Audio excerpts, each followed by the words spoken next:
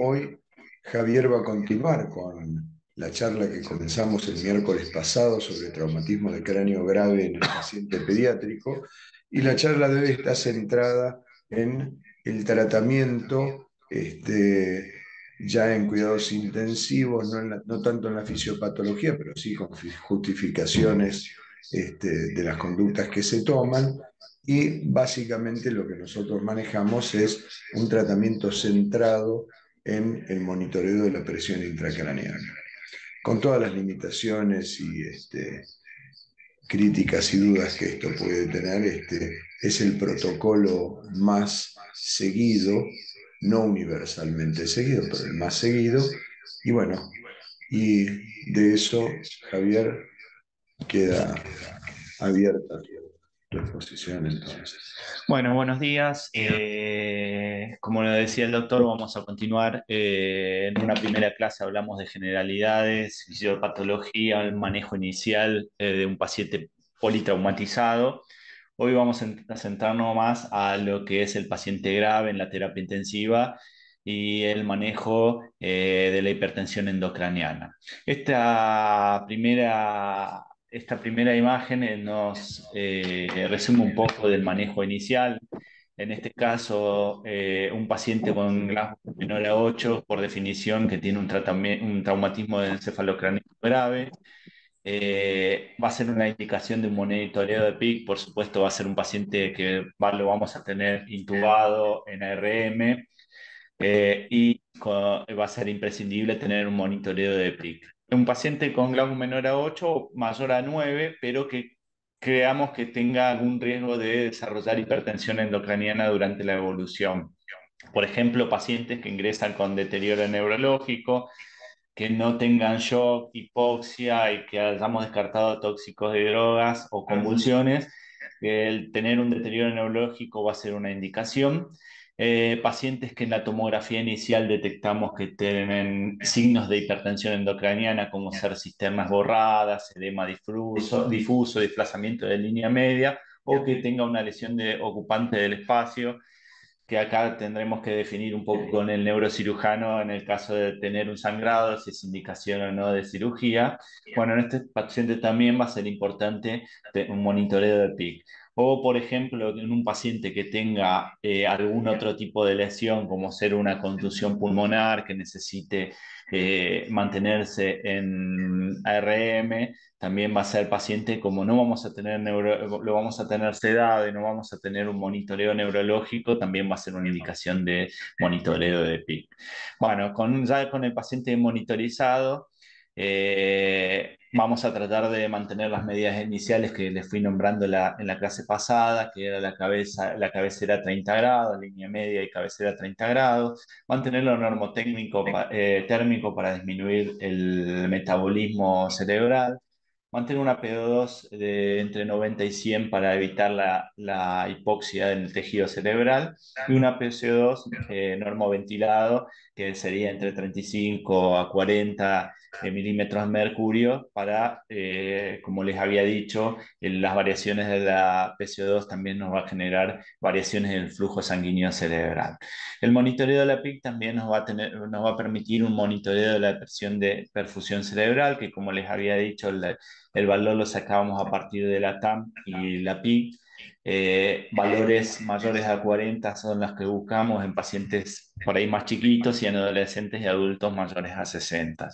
En el caso de que tengamos una PVC disminuida, lo que hay que descartar es que el paciente no esté hemodinámicamente inestable, que haya disminuido la TAM, que ahí podemos valernos de volumen o inotrópicos para mejorar la TAM, o que no sea esta disminución de perfusión secundario a aumento de PIC, que en estos casos, luego de acomodado todas las medidas iniciales, revaluaremos si no es necesario repetir la tomografía, y en el caso de que no consideremos que sea necesaria o le realizamos una tomografía y no hay cambios respecto a la previa, o creemos que aumentó el edema, ahí es donde vamos a empezar con la primera línea de tratamiento. Les recuerdo también lo que le había dicho desde el principio: el pico de edema generalmente se produce a las 48 a 72 horas, por eso también es importante tener un monitoreo de pico. Bueno, ¿Por qué es importante la hipertensión endocraniana? Bueno, es la principal causa de muerte encefálica y lo que también nos importa que generalmente son pacientes que quedan muy secuelados, así que es muy importante ser agresivo con el manejo de la hipertensión endocraniana. Lo que les dije también, esto va a permitir evitar la lesión secundaria, que esto va a generar isquemia y con la evolución riesgo de herniación. También sabemos que la hipertensión refractaria se asocia a mal pronóstico y también, como les fui diciendo también en la primera charla, tomamos medidas cuando el paciente tiene PIC mayores o iguales a 20 que se sostienen por más de 5 minutos. Bueno, como primera línea para el tratamiento de la hipertensión endocraniana, vamos a buscar tenerlo al paciente normoventilado. ¿Sí? En un primer momento no se recomienda la hiperventilación, es decir, CO2 menores a 30, porque en las primeras 48 horas el flujo sanguíneo cerebral está disminuido y si provocamos una hiperventilación, vamos a generar vasoconstricción secundaria y vamos a aumentar el riesgo de isquemia a nivel del tejido cerebral. También a nivel, como primera medida, tratar de mantener una P2 entre 90 y 100 milímetros de mercurio. No olvidarse que generalmente son pacientes que tienen también lesión pulmonar secundaria a un politrauma y a veces cuesta sostener una P2 porque el paciente se estresado o sobrecarga de líquidos y hay que tratar de sostener una buena P2 para evitar la hipoxia cerebral. También como primera línea de tratamiento que también les había hablado cuando hablamos de los métodos de medición de PIC, que teníamos el catéter intraparenquimatoso o más conocido como camino, o teníamos la otra opción que consideramos quizás para el manejo de la hipertensión endocraniana que más nos juega a favor, que es el drenaje de líquido cefalorraquídeo a través del catéter intraventricular. Generalmente ante escapes mayores a 20, como les decía, podemos tomar drenar líquido que el volumen más o menos va entre 2 y 10 milímetros de líquido cefalorraquídeo, evitando que no sean más de 20. Esto nos va a permitir ver la PIC, ¿sí? Si bien es una recomendación débil, pero lo que tiene que es un efecto inmediato.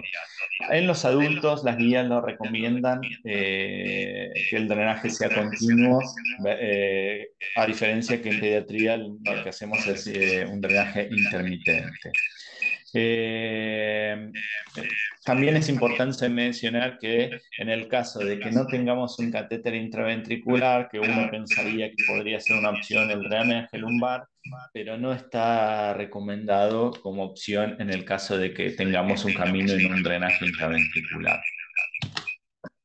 Bueno, continuando con la primera línea de tratamiento en el caso de que el Por paciente favor, tenga. pueden cerrar los micrófonos porque se escucha con mucho eco y no se puede apreciar la clase. Perdón. Bueno, como les decía, entonces dentro de la primera línea antiescapes de hipertensión de registros de PIC, también tenemos la terapia hiperosmolar, ¿sí? Que como opciones tenemos la solución salina hipertónica y el manitol. Entre los mecanismos de acción son bastante parecidos entre los dos, ¿sí? Lo que producen son la reducción de la viscosidad sanguínea, que en el caso de que la autorregulación del flujo sanguíneo cerebral esté conservada, esto genera una respuesta de vasoconstricción, disminuyendo secundariamente por la caída del volumen vascular cerebral, secundariamente disminuye la PIC. Además, también lo que genera un gradiente osmótico atrayendo líquidos hacia el intravascular, disminuyendo el edema a nivel del extracelular del sistema nervioso. ¿Sí? Y además tiene un efecto positivo en la restauración del potencial de membrana. En cuanto a las dosis, el cloruro de sodio, que bueno, más o menos para el que no está familiarizado, lo que hacemos es 85 de agua destilada, le agregamos 15 mililitros de solución fisiológica, llevando hacia un clorurado 3%, y lo que hacemos es pasar bolos de 2 a 5 mililitros que pasan más o menos en 10 a 20 minutos. Viendo la respuesta, tenemos como la opción luego de comenzar con un goteo, que generalmente los goteos van de 0,1 a 1 mililitro kilo hora de esta preparación que hacemos, ¿sí? Y vamos incrementando la infusión en base a las respuestas y hasta tratar de sostener valores de PIC menores a 20, teniendo en cuenta la molaridad que no sobrepasen de los 360 miliosmoles por litro. Además, también contamos con un cloruro de sodio de 23,4%, que acá en el hospital no lo tenemos, por eso no lo usamos. Creo que en ningún lado acá en el país está, así que solo se los nombro. A la hora de una terapia osmolar, tener en cuenta que el paciente no tenga fallada renal por la sobrecarga osmótica, que en el caso de que no tenga hemorragia subaracnoidea, bueno, ahí tendremos que ver, evaluar riesgo-beneficio y tener en cuenta que estos cambios en el sodio intravascular pueden producir lesión desmielinizante y trombosis venosa profunda. En cuanto al manitol, la dosis, 0,25 a 1 gramo por kilo, lo que tiene es que produce una respuesta rápida, generalmente dura rápida, pero dura menos a 75 minutos, así que hay que volver a hacer otro bolo, ¿sí? Y bueno, los efectos adversos también son bastante parecidos entre uno y otro. Y la evidencia hoy en día no permite diferenciar en el resultado final si usar solución salina hipertónica versus manitol. Así que cualquiera de los dos podemos usar, lo que tengamos a disposición. Bueno, en el caso de que con estas medidas iniciales del manejo de la hipertensión endocraniana no tengamos respuesta favorable, es decir, a pesar de que hayamos instaurado estas primeras medidas, el paciente persiste con PIC mayores a 20, bueno, ahí tenemos que replantearnos. Generalmente lo que vamos a hacer una nueva imagen, descartando que no haya complicaciones, y estamos ante un paciente con hipertensión endocraniana refractaria. Generalmente son 30 40 pacientes los que persisten con PIC elevada después de haber realizado esta primera línea de tratamiento. Al ya tener esta hipertensión endocraniana refractaria, sabemos que la mortalidad empieza a ascender, generalmente son superiores al 30%, y como les decía, vamos a reiterar la nueva imagen para descartar que en este caso no haya habido eh, una complicación como ser un sangrado. Ahí vamos a tener que ver si no necesita una cirugía descomprensiva, que forma parte de la segunda línea de tratamiento que ahora les voy a nombrar. Bueno, entonces, como les decía, entre la segunda línea de tratamiento, en el caso de que no tengamos respuesta favorable luego de la primera línea, tenemos los barbitúricos en altas dosis, ejemplo el tiopental. Esto lo que hace es reducir la actividad metabólica cerebral. Esto va a llevar secundariamente a menor demanda de oxígeno y menor flujo sanguíneo cerebral.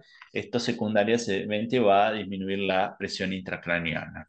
¿Sí? El tiopental lo usamos en dosis de cargas de 2 a 7 miligramos por kilo, y luego dejamos un mantenimiento de 2 miligramos kilo hora.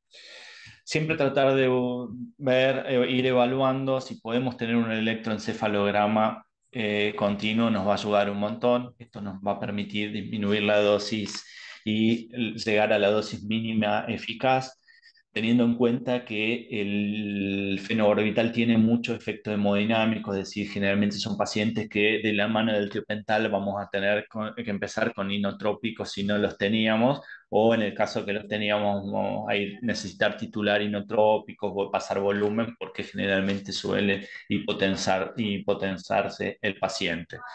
Eh, Se considera inefectivo el tratamiento con tiopental una vez que tengamos en el electroencéfalo, que les decía, su presión, y a pesar de esto la PIC se mantenga elevada. Como les decía, monitorizaremos la TAM, la PPC, y titularemos inotrópico en caso de ser necesario, ¿sí? Luego de que logramos una PIC menor a 20, después de pasadas 24 horas, recién ahí empezaremos a pensar en el descender el tiopental. Eh, bueno, como segunda línea también tenemos la cranectomía descompresiva, que se la había nombrado con esto de que persistía la hipertensión a partir de la primera línea y con una imagen que nos ayude a determinar cómo está ese tejido cerebral. A veces, antes que los barbitúricos, empezamos con la cranectomía descompresiva. Hay veces que la postergamos eh, como segunda opción. Eh, Tenerla en cuenta en el caso de la hipertensión refractaria al tratamiento, en caso de que en la imagen vemos signos de herniación cerebral y en el caso de que tengamos un deterioro neurológico progresivo, por ejemplo, el paciente que empiece con convulsiones, algún trastorno también hidroelectrolítico. Eh, como les decía, no está definido claramente cuál es el momento, ni tampoco la técnica quirúrgica adecuada, si sacar más o menos de la plaqueta ósea, pero sí hay coincidencia que debería ser extensa y además hacer una plástica de la dura madre. No hay muchos trabajos nuevos que hablen por elegir una u otra, es decir, cranectomía descompresiva versus tratamiento médico.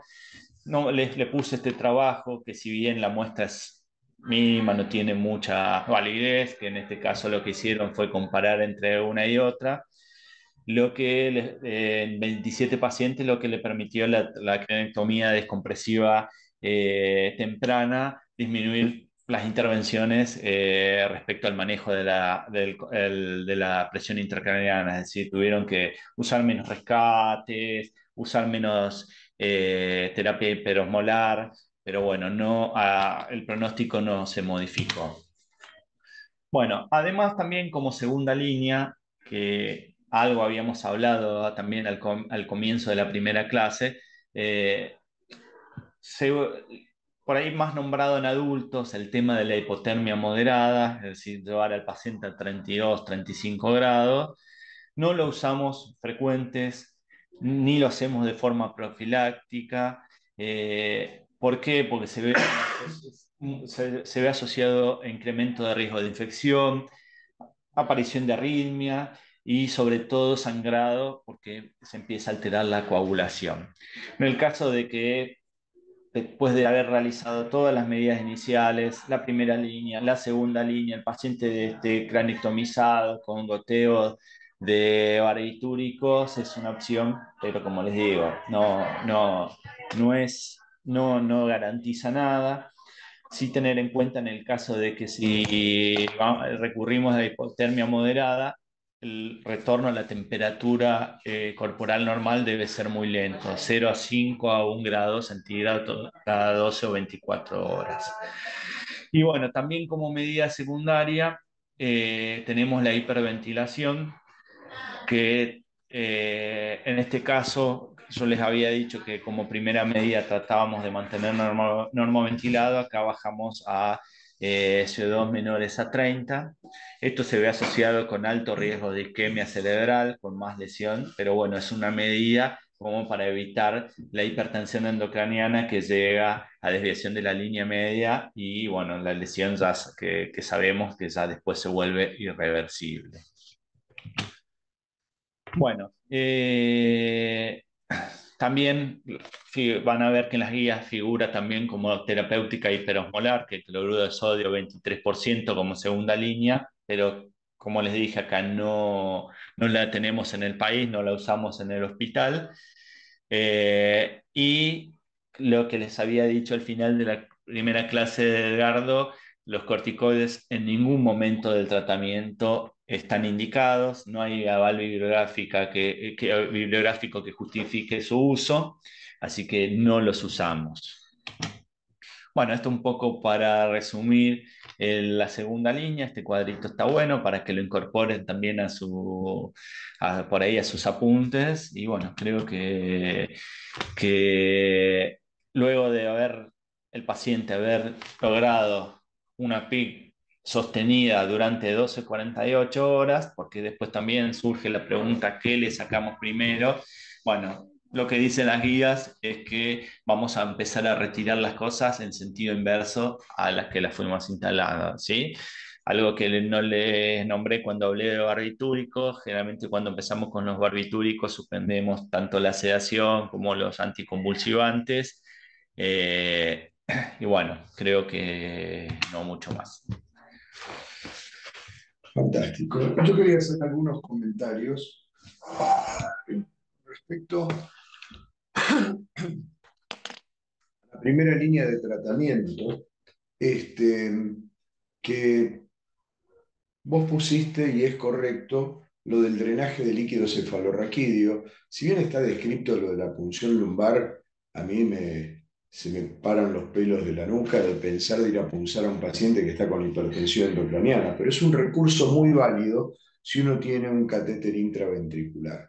Antes de que existieran las fibras ópticas, todos los catéteres que ponían los neurocirujanos eran intraventriculares, pero en un paciente con un traumatismo de cráneo, con hipertensión endocraniana, con ventrículos chicos, muchas veces colapsados, lograr poner un catéter dentro del ventrículo no es fácil, pero existen catéteres con fibra óptica que además tienen la posibilidad de tener un drenaje con un catéter para que tenga fibra óptica y a su vez tenga una colocación intraventricular y se pueda retirar líquido cefalorraquídeo.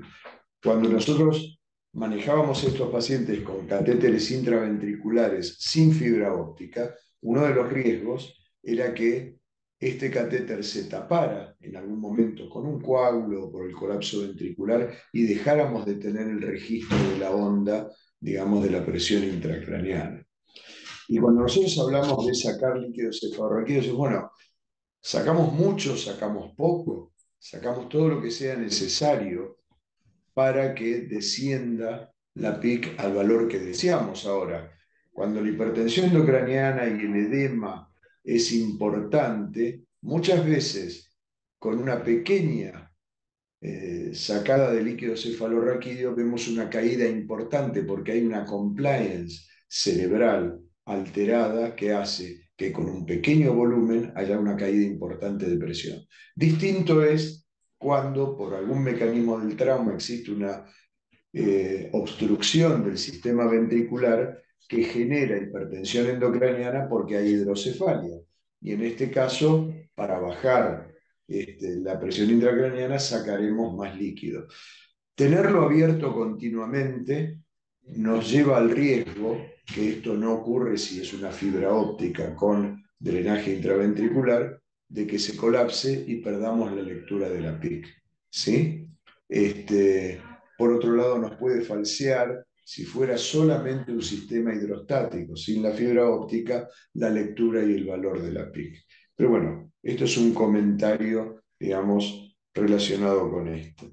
La otra cosa es que todo esto, la primera y la segunda línea de tratamiento de la hipertensión endocraniana refractaria, que es de lo que Javier estuvo hablando hoy, tiene un nivel de evidencia muy bajo.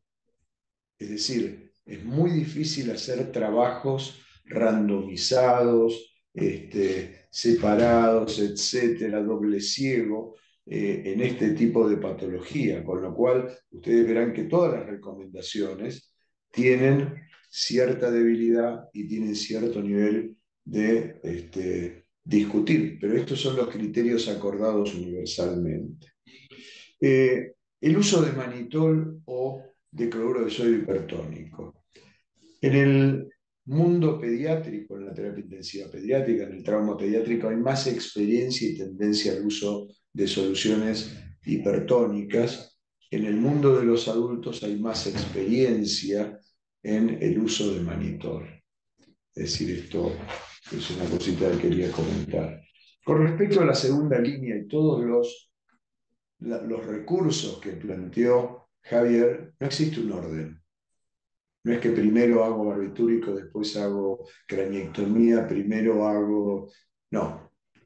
Lo que pasa es que es mucho más fácil, más práctico, más simple intentar primero con los barbitúricos, que ir directamente a la craniotomía descompresiva. Digamos, una cuestión práctica, pero no existe una recomendación de que primero una, segundo la otra. La craniotomía descompresiva es muy efectiva, y esto se ha visto en distintos trabajos, en bajar la PIC. Ahora, esto no quiere decir que sea efectiva para mejorar el resultado final del trauma de cráneo, porque lo que sí hace es bajar la PIC, pero el aumento de la PIC no es la única causa de lesión cerebral. Es decir, el aumento de la PIC puede generar isquemia, es algo que uno tiene que monitorear, el tratamiento va, digamos, guiado de alguna forma en mantener una presión intracraneana y una presión de perfusión, sobre todo adecuada, pero a veces el daño es tan importante, la lesión es tan extendida, la acción de las pérdidas de los canales de calcio, de sodio, la liberación de neurotransmisores, el daño neuronal, procesos inflamatorios, mecanismos de apoptosis desencadenados y qué sé yo, en un trauma muy severo es tan grande que con la craniotomía descompresiva podemos llegar a ese recurso para reducir la presión intracraneana, pero no sé si eso, en definitiva, más allá de bajar la PIC, le va a ofrecer una mejor oportunidad al paciente. Esto está hecho más que nada en adultos, y nos tiene un interrogante. Si ustedes me preguntan si yo soy partidario de hacerlo, llegado el momento y de ser necesario, sí. Había una pregunta en el chat en relación a la cranectomía descompresiva, y era eso, si podría tomarse como medida de primera línea, no de primera línea, pero sí como primer recurso dentro de la segunda línea. Depende de la experiencia de cada uno de los operadores y de los equipos de salud. Sí, por ahí lo que vemos que el paciente a veces llegan con algún hematoma importante y cuando entran a drenar el hematoma el paciente viene desplaquetado o parcialmente desplaquetado. Eso lo vemos bastante frecuente y ahí es cuando se salta de segunda línea a primera línea. Sí, lo que puede ocurrir es que el neurocirujano, cuando va a colocarle el catéter de PIC, empieza la cirugía, ve una herniación encefálica con un terrible edema y dice: a este paciente lo voy a terminar metiendo en quirófano dentro de 2 horas o 3 horas para hacerle una cranectomía descompresiva. Entonces lo hago ya desde ahora. Es decir, eso existe, digamos, eso ocurre y está basado en la experiencia del operador, y me parece que es bastante, digamos, es para considerarlo, y no es para nada una conducta inadecuada, sino que me parece correcto.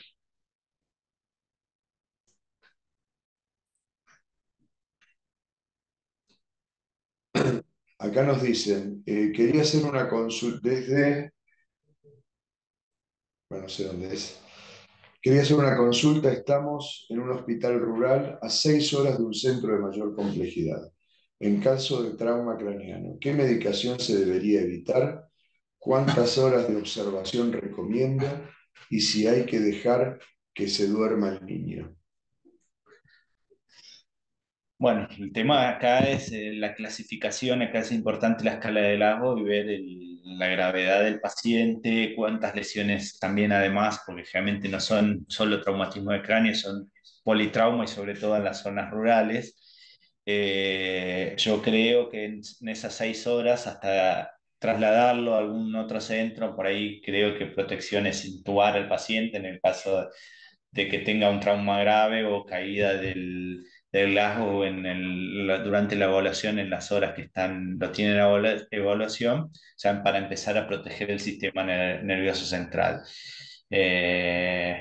A veces es medio difícil en una zona rural donde no pueden hacer un estado ácido base, pero bueno, no sé, Edgar, vos qué pensás al respecto.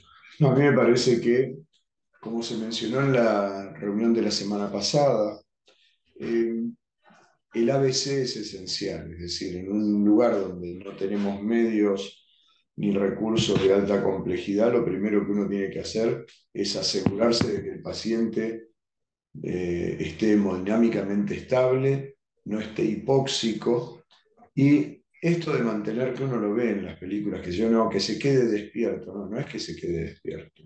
Es decir, eso no mejora absolutamente nada, sino qué tipo de reacción tiene el paciente y cuál es el compromiso del nivel de conciencia que tiene con la evaluación del Glasgow. Es decir, mantenerlo despierto no resuelve nada, sino que en realidad lo que uno tiene que ver es cuál es la evolución de su score de Glasgow y su condición neurológica. Y como decíamos la vez pasada, digamos, la anamnesis de cuál es el mecanismo del trauma. En ambientes rurales es muy frecuente, o digamos, se da el caso de los traumatismos de cráneo por una cos, una patada de caballo.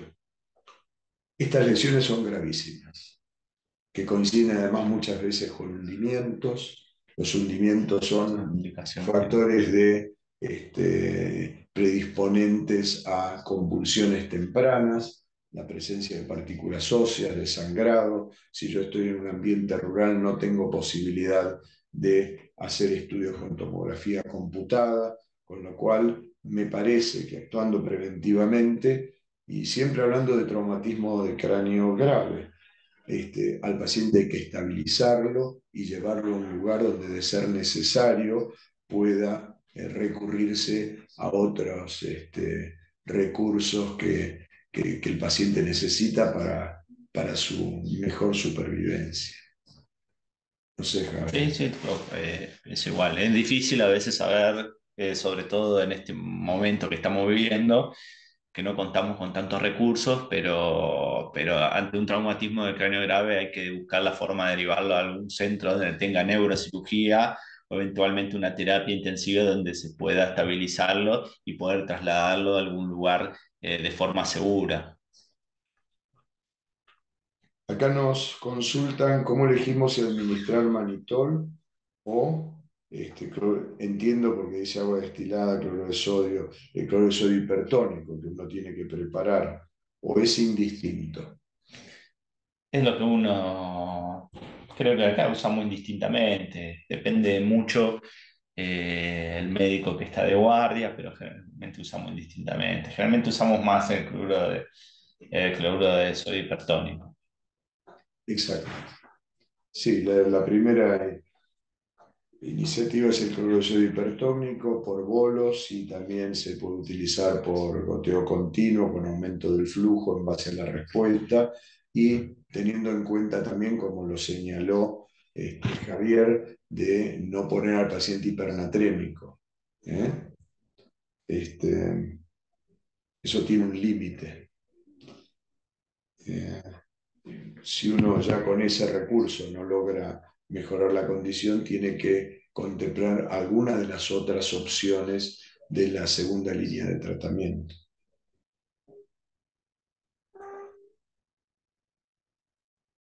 A ver si tenemos otra pregunta. No sé si alguien, creo que se puede habilitar los micrófonos, alguien quiere preguntar algo Sí, la semana pasada nos llegó un mensaje de la gente de Corrientes, de Reconquista. de Reconquista, Sí, no sé si perdón, está Nito por ahí conectado. que quería hacer un aporte o compartir una experiencia. No sé si están conectados, porque hay muchos conectados.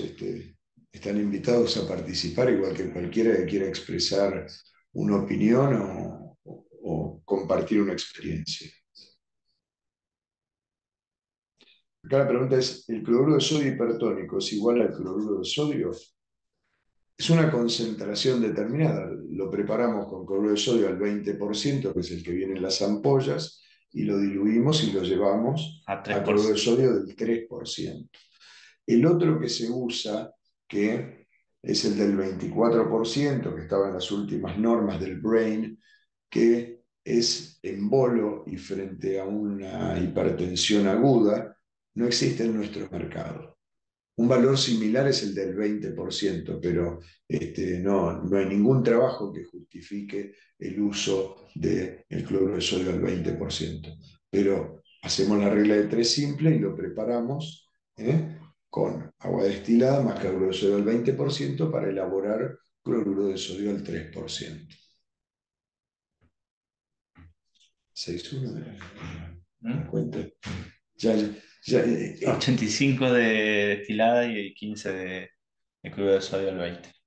15 de cloruro de sodio al 20 y 85 de agua destilada. Con eso se arman 100 centímetros de cloruro de sodio al 3%. 3%.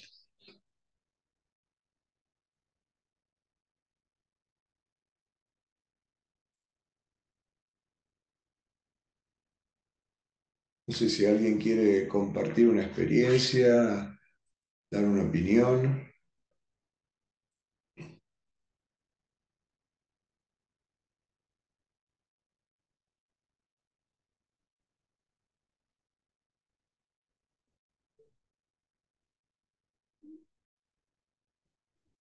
Acá dice, ¿les ha pasado de tener un paciente con falla renal y un traumatismo del cráneo grave? ¿Cómo se actúa en ese caso?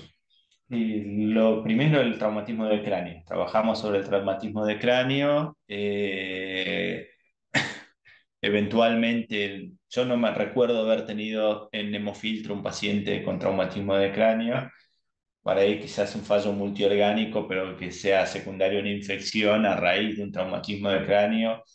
También no recuerdo haber tenido, pero no. Vamos siempre al tratamiento de la hipertensión endocraniana. Lo renal es secundario. Sí, la hipernatremia y el uso del cloruro de sodio hipertónico, uno de los riesgos que tiene, lo mismo el mannitol, es de tener algún compromiso renal que en general no se evidencia en esta fase aguda que nosotros los estamos tratando, pero el paciente con trauma de cráneo muchas veces es además un politrauma, con lo cual puede tener afectación renal, o haber tenido, digamos, un trauma renal y demás. Bueno, en esos casos, en un paciente tan inestable hemodinámicamente, lo que hacemos son seguir los mismos criterios y podría llegar a estar acompañado de hacerle una hemofiltración en forma paralela, pero no es lo frecuente, no es lo frecuente. O un paciente tiene un traumatismo de cráneo y es además un paciente con una insuficiencia renal previa. Es posible, pero no son situaciones, contextos habituales. Creo que te escribí bien. Creo que te escribí bien.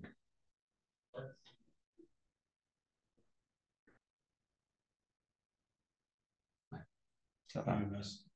Bueno, Bueno, gracias por habernos escuchado y cualquier inquietud después pueden dejar o preguntas, después nos pueden dejar, las respondemos. muchas gracias. Nos veremos en el próximo encuentro.